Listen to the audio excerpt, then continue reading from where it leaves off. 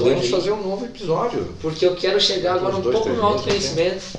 Que, rapaz, eu gosto, hein? E eu achava que eu me conhecia mais, mas tô vendo que mais ou menos. Vamos então lá. Mas vamos no que é mais ou menos. Olha que fantástico. Vamos fazer uma analogia. Manda brasa. Vamos fazer uma analogia, assim, para você entender, o pessoal entender a questão do autoconhecimento. Isso é muito importante, tá? Pessoal, põe bem atenção nisso. Você imagina uma cebola. A cebola está em camadas. Sim, claro. Está em camadas. Você se recorda que ali no começo da nossa conversa eu disse que tem a plasticidade passiva. Sim. Você vai aprendendo. A passiva é o que recebe e a ativa é o que você comanda. Nós falamos também da emoção. Sim. Que Que grava emociona. memórias, que grava tudo. No momento que você gravou uma emoção forte,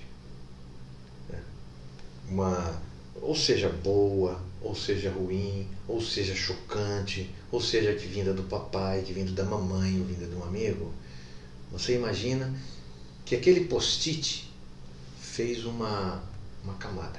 Sim. Beleza. Passou um dia, 2 ou 3, você estava jogando bola, você aprendeu, você ouviu coisa que interessante e tal, à noite você sonhou, aquele post-it fez outra camada. Uma nova camada. E todo dia é muita informação.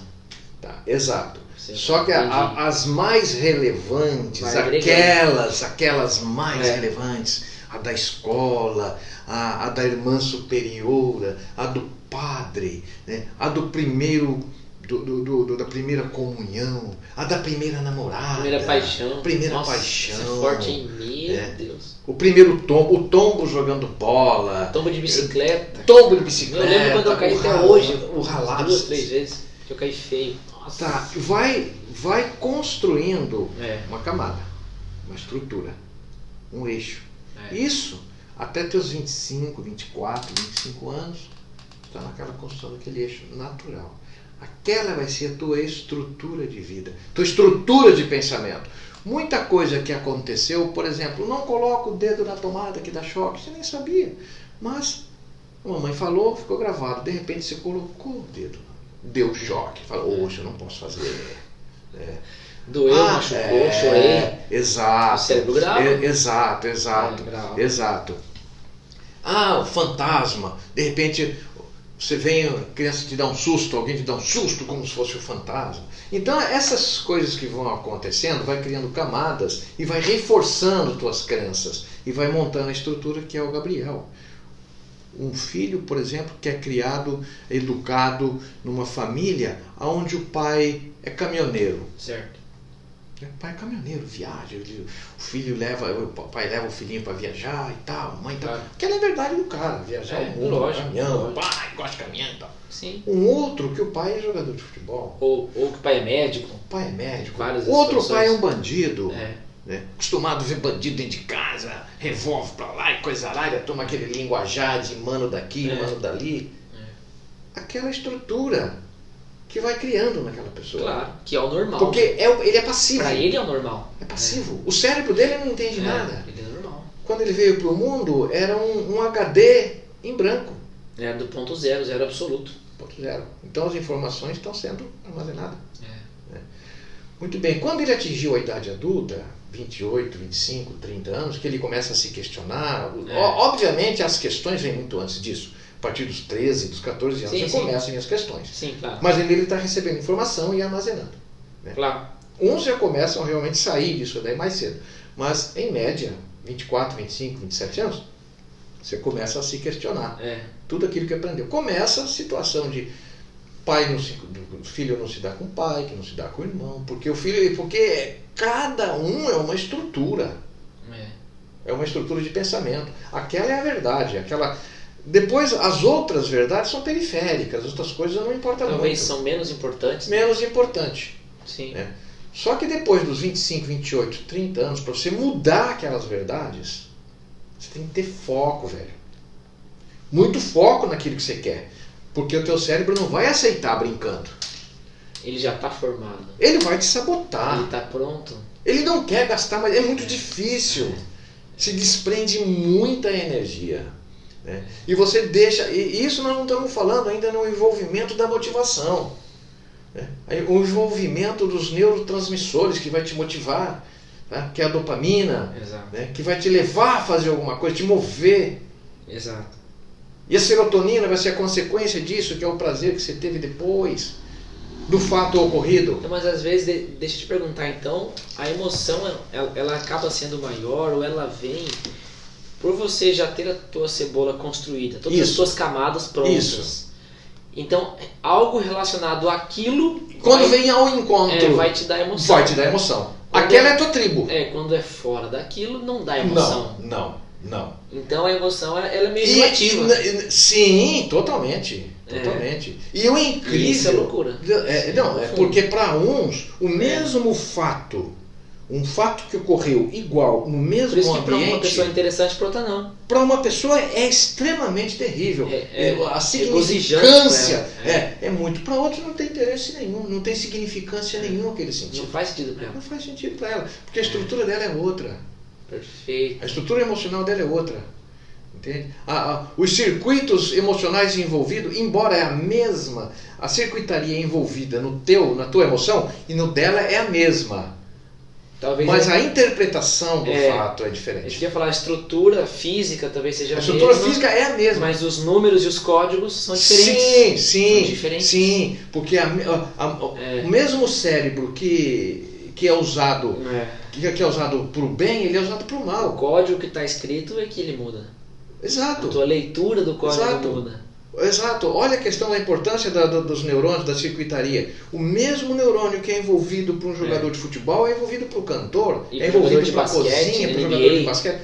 São os mesmos neurônios, porém com circuitaria diferente, com post-it diferente. Você tá entendendo? E aí onde vai se basear as emoções dele serão diferentes, a vida dele vai ser diferente, as atitudes dele serão diferentes. Totalmente diferente. Né? Olha que coisa fantástica essa questão. E aquilo que motiva você não vai motivar o outro. Então, embora os mesmos circuitos neuronais estejam envolvidos, por exemplo, vamos citar um exemplo. Você é uma pessoa apaixonada por fazer rafting. Certo. Você gosta de aventura. Eu adoro rio, água, se é inverno, se é verão, estamos correndo aqui. Olha só de você imaginar... Já dá uma alegria. Você sabe o que é essa alegria?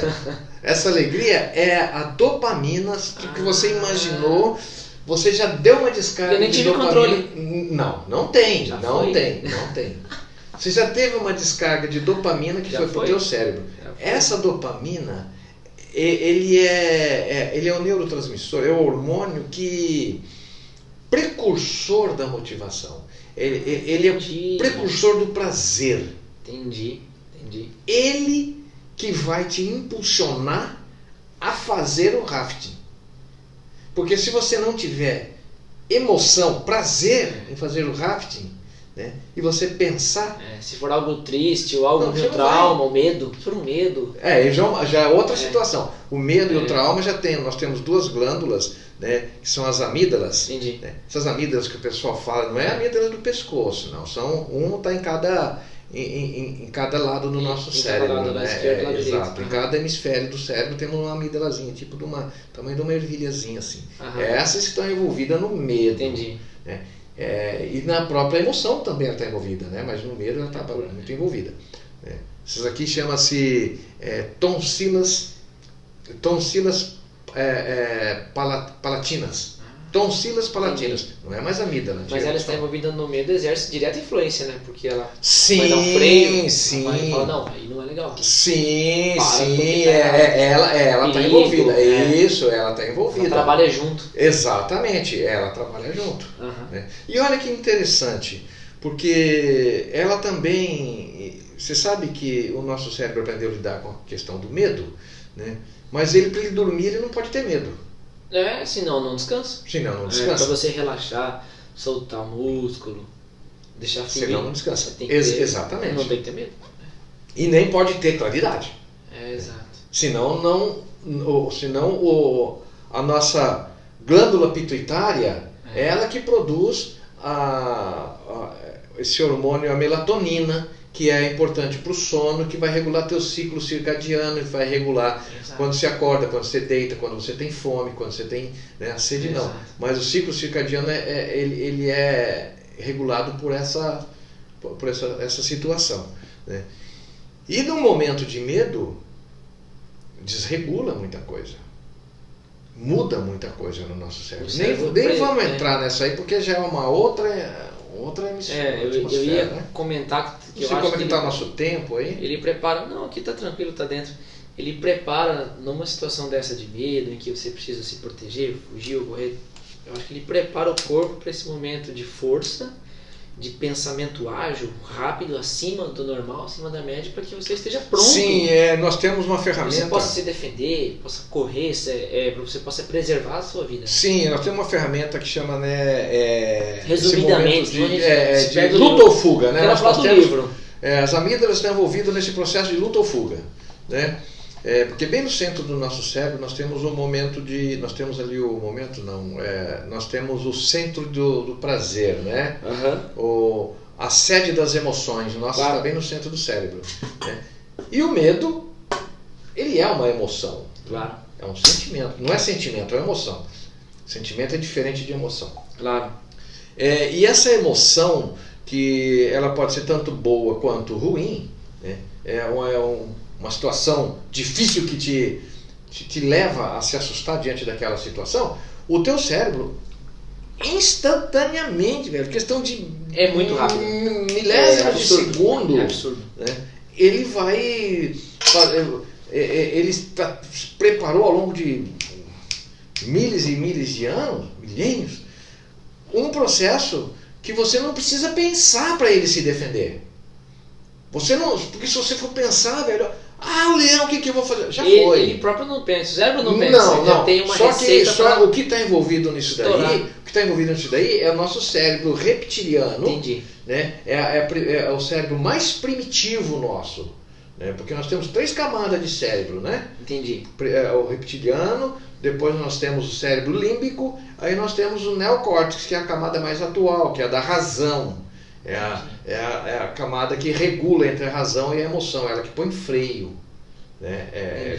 Mas essa questão que está envolvido, o cérebro envolvido nesse instinto, é o reptiliano, é o cérebro primitivo. Tá, então antes da gente continuar esse assunto aí, nós estávamos falando da cebola, eu sou uma cebola, certo, das camadas. Você quer mudar ela ou você quer melhorar ela? Antes disso, exato. Nas camadas em que a vida me construiu, que eu fui construindo naturalmente, que toda pessoa é assim, ninguém é diferente. E aí é onde entra o autoconhecimento. Certo. Naquele fato em que eu me observo, que às vezes eu tive um lampejo, um momento rápido que seja, por que eu gosto de moto ou bicicleta, eu gosto de jogar vôlei, de jogar basquete, e por que eu não gosto de natação, ou de fazer determinada viagem, eu não gosto, por que eu gosto? Então, me direciona nessa conversa de que às vezes eu vou conhecendo, me conhecendo por meio de conhecer essas camadas e eu vou vendo quem eu sou, ou eu estou errado nisso? Perfeito.